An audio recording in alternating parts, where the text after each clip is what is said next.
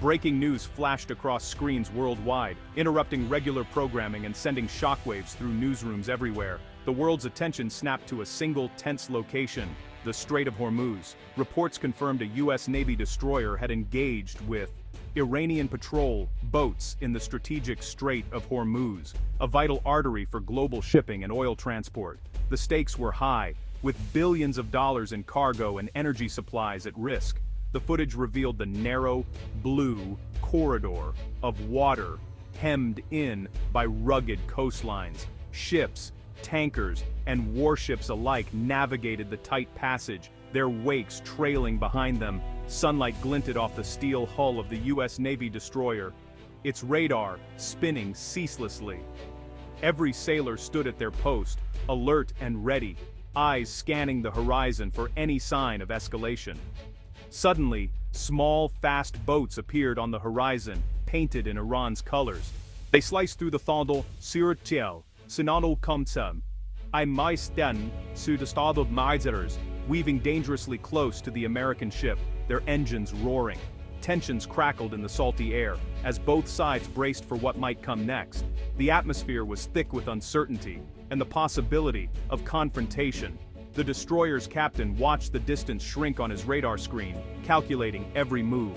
Crew members checked and rechecked their weapons, their faces set with determination. The radio hissed with static, then crackled to life. An Iranian voice demanded the U.S. ship identify itself and alter its course immediately, the message tense and unmistakable. The U.S. responded, voice steady and resolute, refusing to yield or back down. The crew stood firm, prepared for any outcome. On land, world leaders scrambled for information, urgently consulting advisors and monitoring the unfolding crisis in real time. Around the world, analysts debated the risks and speculated. Could this be the spark that ignites a wider conflict in the region? The uncertainty was palpable. In that moment, the world watched the Strait of Hormuz, holding its breath, aware that the next few minutes could shape the course of history. The Strait of Hormuz is a sliver of water, only 21 miles wide at its narrowest point. It sits between Iran and Oman. This passage links the Persian Gulf to the open seas. Every day, oil tankers and military vessels crowd these waters. For decades, it has been a flashpoint between nations. The geography itself breeds conflict. Ships must squeeze through narrow lanes, making maneuvering difficult and mistakes costly. Any incident here risks blocking global trade. Coastal radar stations watch every movement while patrol boats lurk out of sight, waiting. Iran claims wide rights in these waters. The U.S. insists on freedom of navigation. The strait's geography makes even routine patrols tense. When a destroyer and patrol boats meet here, the stakes are always high. The Strait of Hormuz is the world's most important oil choke point. 1/5 of global oil passes through it every day. Tankers from Saudi Arabia, Iraq, Kuwait, and the UAE depend on this route. Any disruption here sends shockwaves through markets. The U.S. Navy often escorts ships to keep the waterway open. Iran, on the other hand, has threatened to close the strait in past disputes. Every nation that relies on oil keeps a close eye on Hormuz. Insurance rates for shipping spike with every incident. Military planners know the strait is more than just a trade route. Whoever controls it holds a powerful card in global politics. That's why even a small clash here can have huge consequences. The U.S. destroyer was on a routine patrol, engines humming, flags snapping in the breeze. From the bridge, officers scanned the horizon. Suddenly, radar picked up several fast-moving objects, small boats coming in from the Iranian side. The crew snapped to alert. The Iranian patrol boats formed a loose crescent. Each carried armed men, their faces covered. They sped closer, ignoring warnings to keep their distance. The destroyer's captain called for Condition 1, all stations ready for battle. Deck guns swiveled into position. Radio traffic spiked. Unidentified warship, you are entering Iranian waters, came the broadcast. The U.S. destroyer replied, we are in international waters. Do not approach. But the boats kept closing in, engines roaring, tension thickening with every second. The Iranian boats split into two groups, their hulls slicing through the water with precision. From above, the formation looked almost choreographed, a calculated maneuver in the narrow, tense waters of the Strait of Hormuz. One group accelerated, darting ahead to cut directly in front of the U.S. Navy destroyer. The move was bold, forcing the massive warship to alter its course to avoid a collision, a clear message that the Iranians were willing to take risks. The second group drifted dangerously close to the destroyer's port side, hovering just outside the range of its main guns. Their proximity was a silent challenge, a test of nerves and discipline. On the bridge, the American captain reacted instantly, ordering the engines to half speed, then ramping up to full. The crew snapped to attention, bracing for whatever might come next. The destroyer heaved and tilted as it swung into a new heading, the sudden maneuver sending a spray of seawater across the deck. Every movement was deliberate, every order crisp. On the Iranian boats, sailors raised cameras and smartphones, documenting every second. They wanted proof of their resolve, and perhaps evidence for propaganda back home.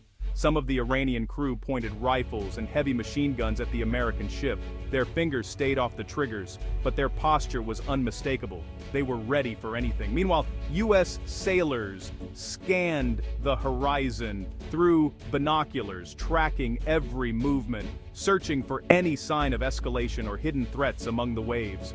Tension was etched on every face. Each side tried to read the other. Was this just a show of force, or the prelude to something more dangerous? The destroyer's deck guns swiveled, tracking the nearest Iranian boat. The minutes dragged on, each second stretching into eternity as both crews waited for the next move. Suddenly the captain ordered a sharp turn, the destroyer carving a massive wall of wake into the sea. A final warning, a show of power. The Iranian boats responded in kind, maneuvering aggressively but refusing to retreat. Their engines roared as they held their ground, signaling their determination. The standoff continued, both sides locked in a silent contest of willpower.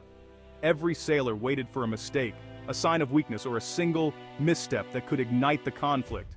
Inside the destroyer, alarms blared. Sailors rushed to assigned stations, securing hatches and donning body armor. Officers barked orders, steady but urgent. They had drilled for this. Every crew member knew their job. Damage control teams stood ready in case of attack. Communication was constant. The bridge relayed positions to the engine room. The weapons officer kept a finger on the trigger, eyes locked on the lead boat. The captain coordinated with higher command, sending updates every minute. Above deck, lookouts scanned the horizon for more threats. Protocols were strict. No one fired unless ordered. All actions were recorded. The goal: avoid war, but never appear weak. Every second was a test of discipline and nerves. As the Iranian patrol boats pressed ever closer, cutting through the choppy waters of the Strait of Hormuz, the tension on the U.S. Navy destroyer's bridge was palpable. The captain, eyes fixed on the approaching threat, weighed his options carefully before making a decisive call. He ordered warning shots, short, controlled bursts from the ship's heavy machine guns, sending a spray of bullets into the water just ahead of the lead Iranian boat. The intent was clear, a show of force, not an act of war, but a message that the destroyer would defend itself if necessary. The sharp crack of gunfire echoed across the rolling waves, reverberating in the early morning air and carrying far beyond the immediate scene. Every sailor on deck felt the gravity of the moment. The Iranian boats slowed their advance, engines idling as they hovered near the destroyer, yet they did not retreat. The standoff grew even more tense, with both sides watching and waiting, nerves stretched taut. Suddenly, both sides began making sharp, calculated maneuvers, warships and patrol boats twisting and turning, engines roaring at full power as each crew tried to gain a tactical advantage without crossing the line into open conflict. The destroyer's horn blared, a deep, resonant blast that cut through the tension, a final, unmistakable warning to the Iranian boats that the situation was reaching a breaking point. Over the radio, voices clashed in a flurry of tense exchanges, each side demanding the other withdraw, neither willing to back down first. The air crackled with urgency and authority. Smoke drifted lazily from the barrels of the ship's guns, a stark reminder that the peace of the moment was fragile and could shatter in an instant if either side made the wrong move. For long, agonizing minutes the standoff continued. Both sides held their positions, locked in a silent contest of nerves and resolve, the outcome uncertain. Then, at last, the Iranian boats began to pull back, their engines reversing as they slowly distanced themselves from the American warship, signaling a de-escalation. Cameras on the destroyer captured the moment as the Iranian boats circled once, perhaps as a final gesture, then sped away toward their own territorial waters. the threat receding with every passing second. On board the destroyer, the crew finally exhaled, relief washing over them, adrenaline still coursing through their veins. The crisis had passed, but the memory of those tense moments would linger long after the sea had calmed. News of the standoff spread quickly. Oil prices jumped, stock markets wobbled, reacting to the uncertainty. World leaders called for calm, but some warned of escalation. The US president reassured allies, promising to protect shipping lanes. Iranian officials accused America of provocation. Military analysts filled the airwaves. Some saw the incident as a warning, proof that a small mistake could lead to disaster. Others blamed long-standing distrust on both sides. In Europe and Asia, leaders called for dialogue, worried about energy supplies and regional stability. Social media exploded with opinions. Some demanded a tough response, others urged restraint. The world watched, knowing that a single clash in the Strait of Hormuz could affect billions. After the incident, both countries launched investigations. The US Navy reviewed its rules of engagement. Iran increased patrols, warning that provocations would not be tolerated. International shipping companies demanded better protection for their vessels. Diplomats began urgent talks. Some called for a new code of conduct for the strait. In Washington, lawmakers debated more military funding for the region. Tehran warned that sanctions and threats would only raise the risk of war. The standoff changed the mood in both capitals. The world's attention shifted, but the lesson remained. In the Strait of Hormuz, danger is never far away. Both sides learned that even a single encounter can change the course of history.